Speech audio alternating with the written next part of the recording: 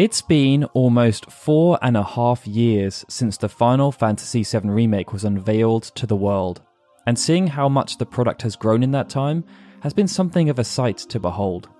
These past 6 months in particular have been very revealing, and they serve as evidence for how much opinions can change within a fanbase. For context, I think it would be an understatement to say that there was a lot of excitement around that initial teaser trailer way back at E3 2015, but what followed could only really be described as tempered excitement. And that's because, despite us receiving a decent amount of information in the 6 to 12 months that followed, the vision just wasn't all that clear for the game, or for that matter, the company. Around the same time, promotion for Final Fantasy XV was just starting to gear up ahead of its launch. But with the Final Fantasy VII Remake announced prematurely to both appease shareholders and to try and boost sales for upcoming PS4 games like World of Final Fantasy and Kingdom Hearts 3, it led to a split focus.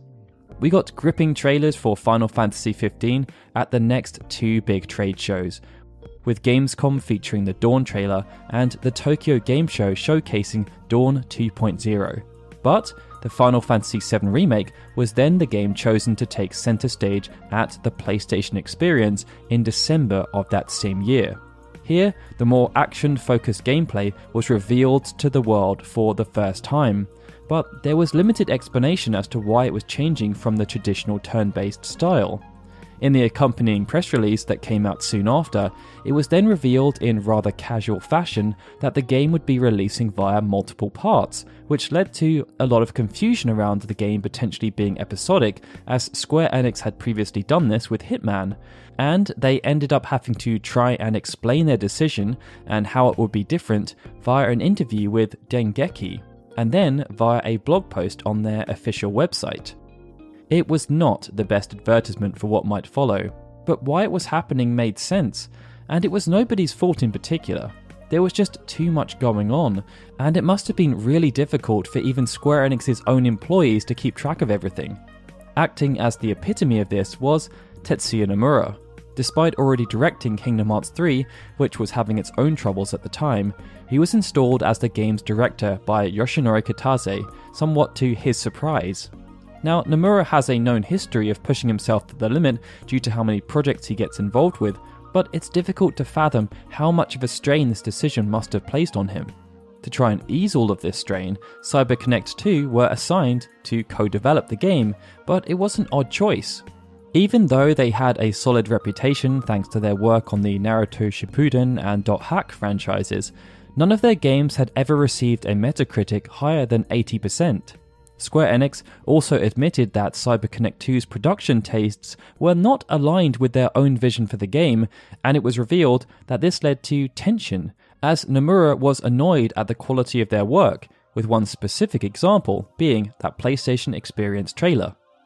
By mid-2017, it became clear how annoyed he was by their efforts, as Nomura removed CyberConnect 2 from the project and decided to bring development in-house. And then there was silence. Square Enix essentially entered into a media blackout on the game, and we only heard a few rumblings when interviewers were able to sneak in questions during interviews around Kingdom Hearts 3. In one such interview, Nomura confessed that although he knew the Final Fantasy VII Remake was announced way too early, he felt Square Enix was left with little choice, as it was better to control the narrative than be led by it. And that's what they were now attempting to do by locking everything down. They only put out small updates to say that development was still progressing, and sometimes we received updates around staffing, such as confirmation that Naoki Hamaguchi, who had been working on Mobius and the Final Fantasy VII Remake in parallel as the project lead and development lead respectively, had been installed as a full-time co-director. But that was about it. This major news blackout in terms of the game itself lasted 2 long years, and it ended when Square Enix released a teaser trailer during the May edition of PlayStation's State of Play broadcast.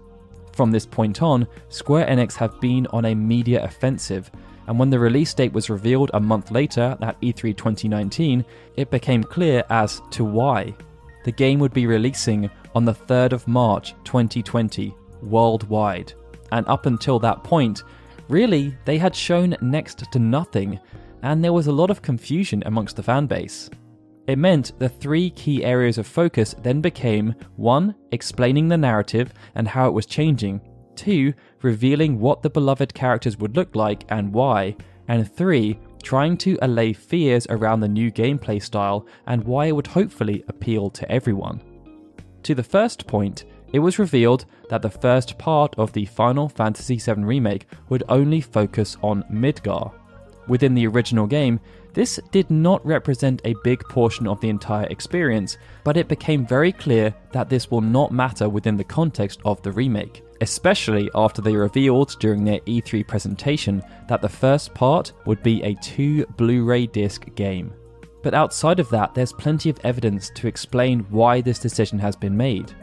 We've already seen a whole host of original scenes that will focus around the members of Avalanche, and within the Tokyo Game Show trailer, we also received a hint that there might be new characters featured within this heavily expanded narrative. The last scene within that particular trailer also made it apparent that the new narrative will have a much bigger focus on making key moments within the original game's plot more impactful. This aspect in particular will no doubt appeal to fans of the original, as even though they will know the general flow of the narrative, these expansions will mean they get to experience it in a whole new way. Due to the volume of content that has ended up in Part 1, Kitase revealed to Kotaku that he wasn't sure how many games the remake project would consist of, and he also noted that although work is well underway with the second part, they don't expect development to be much shorter. This is primarily due to how unique it will be in comparison to the first part, as the party will encounter new environments and new characters, and there will be plenty of new gameplay mechanics too. In terms of the characters, well, we had been hearing for some time about design changes, and during the teaser trailer back in May, we got to see just how much Cloud and the members of Avalanche had been changed. We were also given a first glimpse at the in-game representations of Aerith and Sephiroth, and after being teased via the game's UI, Tifa was then revealed during the E3 trailer alongside Heidegger, President Shinra, and Marlene Wallace. During the Tokyo Game Show trailer, we then got to see our first look at Don Corneo and the Turks, with Reno, Rude and Sung all featuring. And in general, the new designs were pretty well received. When Square Enix released high-resolution renders for the core characters, we then got to see the crazy level of detail that had been applied. Cloud, for example, was given small wrinkles under his eyes, and Tifa had charms, one of which was a chocobo from World of Final Fantasy. During E3, it was also revealed that the original voice cast from the Final Fantasy VII compilation would not be returning. It was stated that this decision was made due to it being a reimagined version, and it meant we would now be seeing Cody Christensen as Cloud Strife, Tyler Hoechlin voicing Sephiroth, Britt Baron voicing Tifa Lockhart, Brianna White voicing Aerith Gainsborough, John Eric Bentley voicing Barrett Wallace, Erica Lindbeck voicing Jessie, and Gideon Emery voicing Biggs. And this was all great, but perhaps the most important thing they conveyed with all of this new information was that the game was now a very tangible thing. Fans around the world jumped on that teaser trailer back in May, combing through it to try and identify and relate as much as they could back to the original game. And what they found was pretty astounding. It was clear that the Final Fantasy VII Remake was a new twist on the beloved classic, but the developers had also retained some very granular elements from the original game in order to keep fans connected. Classic moves like Cloud's Braver and Cross Slash and Barrett's Big Shot had been modernized. This was great to see, but an example of the depth came with the discovery that impact animations when characters attacked enemies were identical to the original game despite the combat now being real time. It didn't stop there either. Enhancements such as materia being featured within weapons were also visible, and we got to see the new shortcut menu, and blocking was shown in action. The teaser trailer in May was the perfect way to re-engage a fanbase who had been constantly teased with updates in the years prior that just never materialized.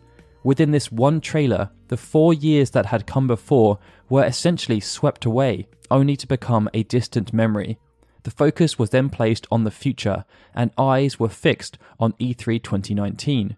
And Square Enix came to the show with a playable demo that would see those lucky enough to be in attendance tackle the famed Guard Scorpion. It was here that everything we'd seen within the teaser trailer was cemented, and any lingering doubts about what kind of experience the Final Fantasy VII Remake would be were essentially expunged. During their press conference, Yoshinori Kitase and Neil Pabon lifted the lid on the gameplay experience, and they revealed that central to it would be a new system called the Tactical ATB System.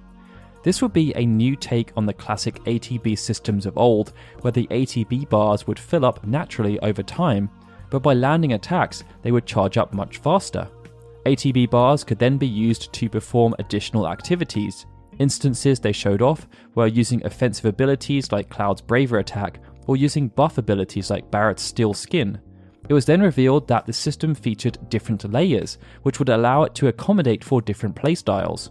For those who preferred action, then they could play as is, but the game would also feature a wait mode for those who wanted to slow things down a bit and become more strategic. At the Tokyo Game Show, they then unveiled Classic Mode, which they believe caters for fans of the original who were perhaps turned off by the focus towards action. This particular mode will see playable characters acting on their own, with the player then using special attacks when they become available through the ATB system, just like in the original game.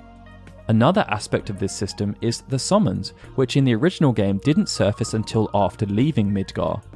Now, each character can equip one summon, and during battles the summon gauge will fill up, with successful attacks filling it faster.